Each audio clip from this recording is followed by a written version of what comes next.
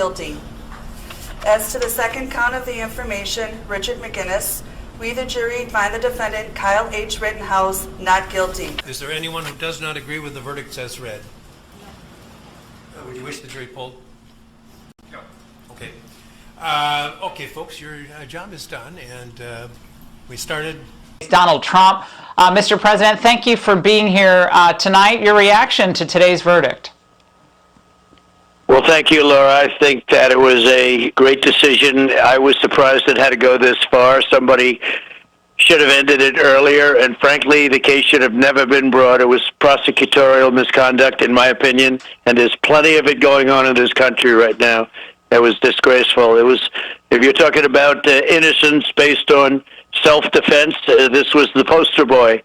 I think he would have been dead if he had waited a quarter of a second when that gun was pointed at his head. That guy was going to pull that trigger. I was very happy to see it. I was very happy to see it. I was very happy to see it. First, the criminal complaint shows a detective found that Rittenhouse called his friend to tell him that he had just killed someone. Rittenhouse called his friend to tell him that he had just killed someone. Complaint alleges Anthony Huber, Rittenhouse's second victim, hit Rittenhouse in the shoulder in an effort to disarm him. The teen's attorneys say Kyle had no choice but to fire multiple rounds towards his immediate attackers. But on Friday, the Kenosha police chief said the shootings never should have happened. We've had 2 people lose their lives senselessly while peacefully protesting. TMJ4 News captured video of Rittenhouse holding his hands in the air as he approached police after the shootings, but officers moved past him to tend to the victims. Chief Daniel Miskinis says at the time there was nothing to suggest Rittenhouse was a threat. Nothing to suggest Rittenhouse was a threat. Rittenhouse called his friend to tell him that he had just killed someone. I was very happy to see it. Rittenhouse called his friend to tell him that he had just killed someone. I was very happy to see it. Rittenhouse called his friend to tell him that he had just killed someone. I want to give all the praises and the honor to Yahweh Bahashem, Yahweh Shah Bahashem, Rucha HaQuadash, and double honors to the elder apostles and the elders of Great Millstone. Shalom to you other elders, you brethren, you followers of the truth, and let me say shalom to the elect. Anyway, I want to go into this video credited from the brother screen named Judah, 1969. The brother sends me videos from time to time, but I got the, he sent me the image of Trump saying what he said, glorifying Rittenhouse for being acquitted for senseless murder, you know. So anyway, I just wanted to talk about that a little bit. This will probably be a quick video. There's going to be rioters and protesters, you know, with especially when you deal with the black on black crime, right? There's no rioting and protesters. We understand the BLM and all that, but I want to go more on this. This young man, Kyle Rittenhouse, was a trainee of a police department, a cadet, or he was training to be, and he was into the fire department. Apparently this young man was known, right? There's no doubt about it. Now, all we have to know that if it was one of us running down the street with an AR or whatever rifle, assault rifle he had, and so-called peaceful protesters protesting where people got guns, right? And they knew this man had a gun because he had it strapped over his shoulder. So something doesn't sound right in that department either. But it seems is that this young man was more likely sent, or he had the cojones, right? He wanted trouble. He wanted to get there and get down there and see if he can pick off a couple of people. See, he would be the good old great American vigilante, you know. Now, if he didn't have all these credentials and if he didn't look like he looked, there is no way. In fact, when you see the cops ride by, he's got his hands up in the air and they just riding on by him. Seems like they knew him. There's no doubt about that. Nobody stopped. You know darn well if even at a protest, we walking around, our hands up, a so-called black man, hands up, gun swinging, some shooting going on. Oh, they're going to detain him to make sure it didn't come from him, make sure he didn't shoot anybody so-called innocent. But no, not Kyle Rittenhouse. And this is what is it? Isaiah 10:1. Woe to them that decree unrighteous decrees. Right? So I just wanted to make that statement. And then Donald Trump says it was what did he say? Basically, it was a mistake on the judicial system to subpoena him anyway, or charge him, let's say that, from the first place.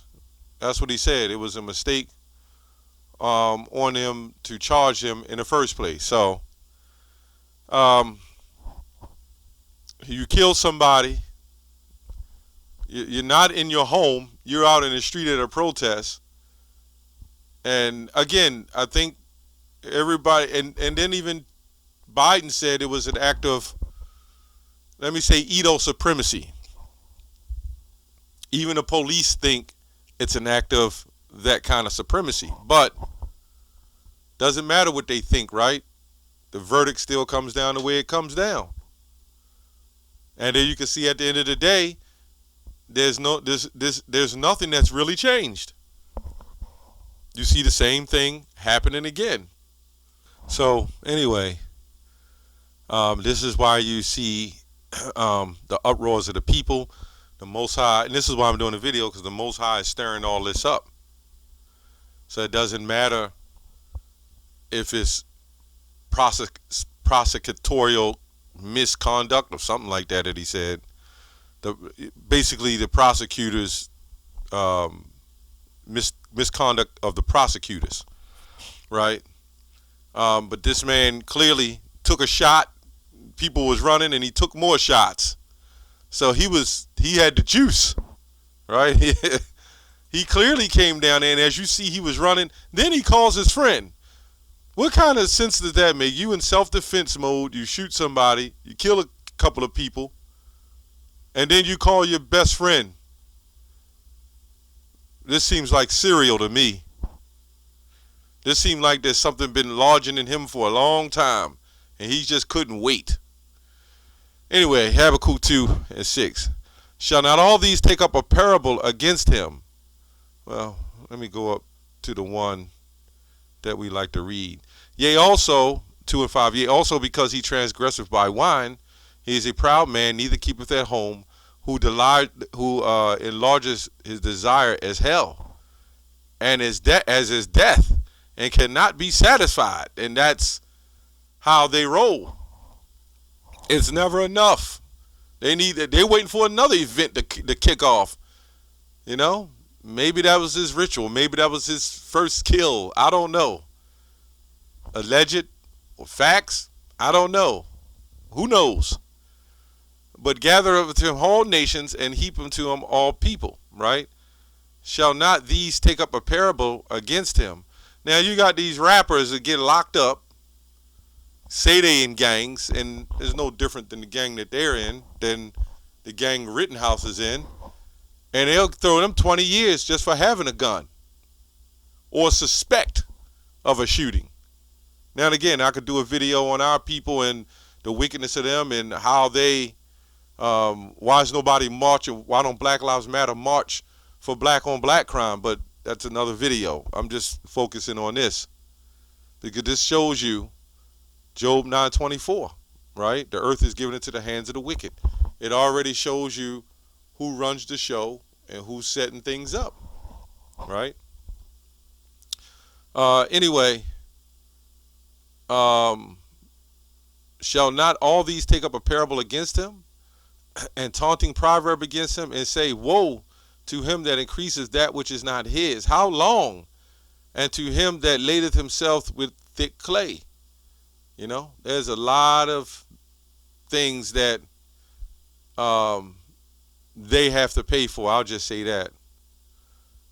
right? Shall they not rise up suddenly, right?